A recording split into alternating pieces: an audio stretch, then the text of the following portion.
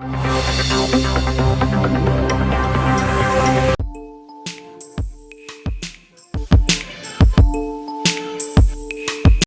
نے پاک فضائیہ کی برتری کا اعتراف کر لیا ہے۔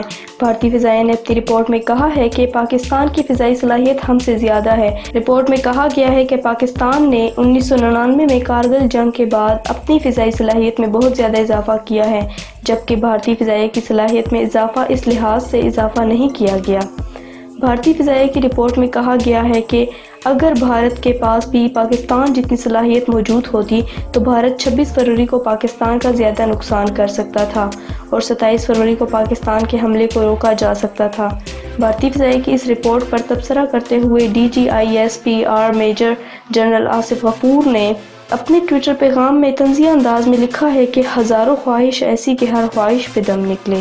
انہوں نے کہا کہ اگر بھارت کے پاس صلاحیت ہوتی تو بھی وہ کیا کر سکتا تھا، کیونکہ ان معاملات میں صلاحیت کے ساتھ ساتھ معاملہ حل کرنے کی صلاحیت اور عزم و ہمت بھی ہونی چاہیے۔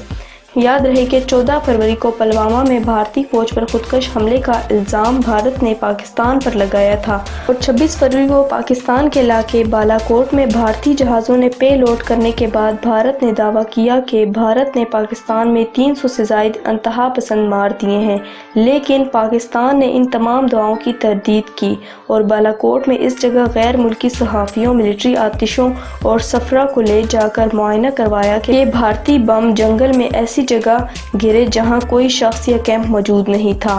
بھارت کا پاکستان F-16 طیارہ گرانے کا دعویٰ بھی جھوٹا نکلا تھا۔ اس کے بعد بھارت نے ابتدائی طور پر اعتراف کیا ہے کہ بالا کوٹ میں کوئی پاکستانی ہلاک نہیں ہوا۔